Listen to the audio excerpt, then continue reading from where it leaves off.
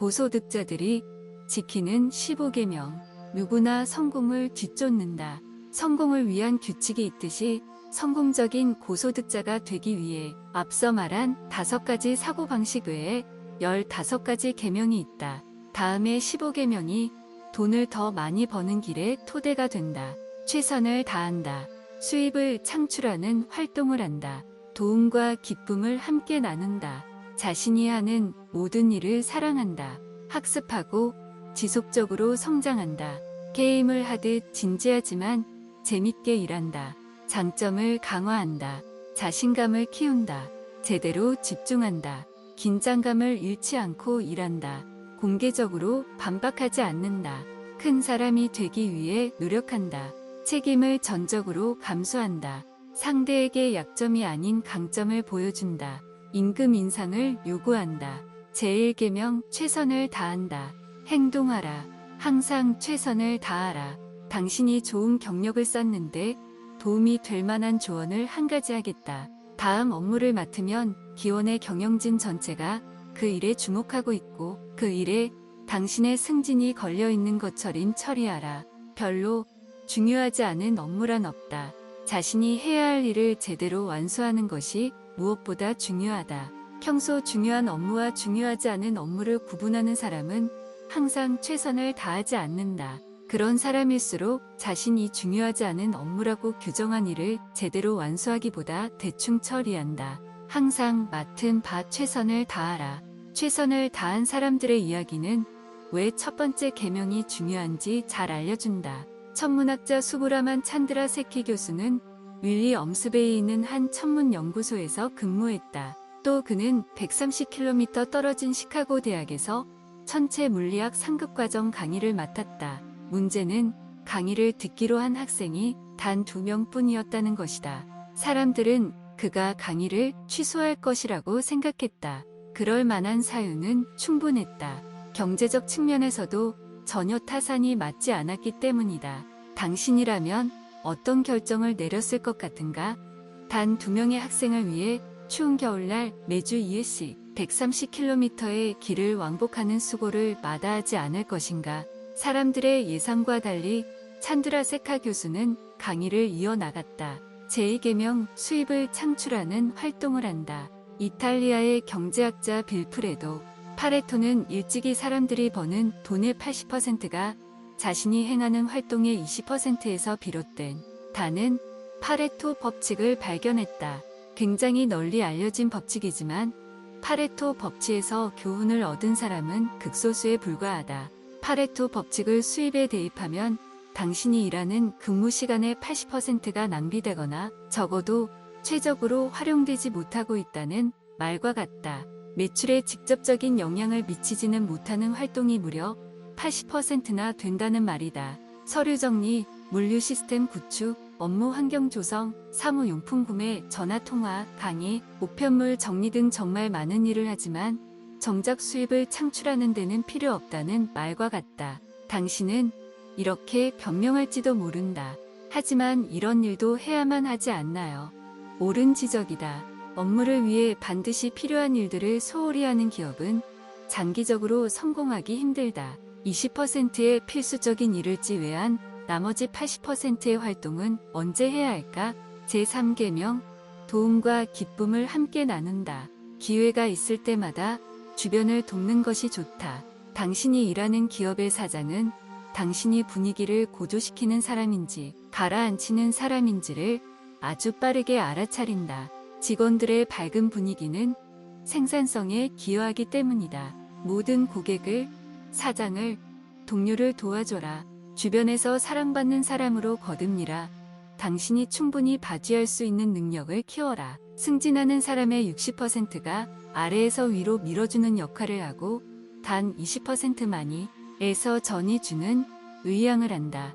모든 사람에게 사랑받는 사람은 주변에서 밀어주는 힘을 받아 위로 오르기가 그만큼 수월하다. 사장은 절대로 자신의 부서를 이끌지 못하는 사람을 부서장으로 씹지 않는다. 또한 대부분의 사장은 당신의 동료들이 보내는 신호에 아주 민감하게 반응한다. 자신에 대한 좋은 인상을 심는데 도움이 되는 3가지 조언이 있다. 첫째, 타인에 대해 좋은 이야기만 하라. 남을 헐뜯는 험담에 동참하면 안 된다. 누군가가 동료를 험담하려고 하면 이렇게 말하라. 혹시지 당신이 내게 하려는 이야기에 사람들이 관심이 있는지 한번 물어봐 주시겠어요? 그 자리에 없는 사람을 험담하는 사람은 누군가 자리를 비우는 순간 그에 대해서도 험담을 늘어놓기 마련이다. 둘째, 타인과 교류할 때 적용할 몇 가지 원칙을 글로 작성해 둔다. 네 가지 피란보도 셰퍼에 이기는 습관에 수록된 24가지 황금 규칙도 좋은 조언이 될 수 있다. 황금 규칙을 종이에 적어 잘 보이는 곳에 두고 매주 몇 번씩 눈으로 는다. 또한 모든 사람에게 그 원칙을 적용하고 지킨다. 셋째, 타인과 접촉할 때마다 상대가 자기 자신, 회사, 당신에 대해 좋은 감정을 가질 수 있도록 노력한다. 수년 전부터 나는 전화기 주변에 좋은 감정 선사하기 고객, 기업, 나라고 적은 종이를 붙여 놓았다. 타인을 소중한 사람으로 만드는 연습을 하라. 제4계명, 자신이 하는 모든 일을 사랑한다. 지금쯤 당신은 내게 이렇게 말하고 싶을 것이다. 잠깐만요. 지금까지 당신이 좋아하는 일을 하는가? 라고 묻지 않았나요? 그런데 이제 와서 무슨 말입니까? 내가 사랑하는 일을 해야 하는 건가요? 아니면 내가 하는 일을 사랑해야 하는 건가요? 굳이 말하자면 둘 다 정답이다. 물론 제우정과 제육장에서 말한 것처럼 자신이 사랑하는 일을 찾아야 한다. 하지만 그것은 이상적인 경우라고 할 수 있다. 현실에서는 자신이 그리 좋아하지 않는 일들을 계속 마주하게 된다. 그런 일들마저 사랑하라는 것은 애당초 무리다. 게다가 아무리 유쾌하지 못한 업무라고 해도 지금 당장 그만둘 여건이 되지 않는 사람이 더 많은 법이다. 당장 열정적으로 뛰어들기 힘든 일을 하고 있다고 해서 자신이 맡은 업무에 무기력한 희생자가 돼서는 안 된다. 때때로 당신에게는 자신이 깨닫고 있는 것보다 훨씬 더 큰 힘이 있다. 무언가를 결정하는 것은 바로 당신 자신이다. 어떤 사고방식을 가지고 일을 해낼지 결정하는 것은 순전히 당신에게 달려있다. 언제 어디서 무슨 일을 하더라도 늘 즐겁게 일을 하도록 도와주는 간단한 전략이 있다. 당신은 자신이 맡은 일을 건성으로 할 수도 있고 즐기면서 할 수도 있다. 모든 업무를 사랑하는데 활용할 수 있는 단순한 곁은 매사 최선을 다하고 열심히 노력하며 단순히 일을 하는 것이 아니라 명작을 완성하듯 일하는 것이다. 제후계명 학습하고 지속적으로 성장한다. 제후계명은 제3장에서 소개한 새로운 규칙 8과 동일하다. 97, 532. 참조. 당신은 일과 학습이 하나로 융합된 새로운 시대에 살고 있다. 지속적인 학습 없이는 절대로 직업적으로 성공할 수 없는 시대다. 다른 계명도 마찬가지지만 특히 제후계명은 제6장의 내용이 얼마나 중요한지를 잘 보여준다. 끊임없이 무언가를 배워야 하는 이유는 무엇인가?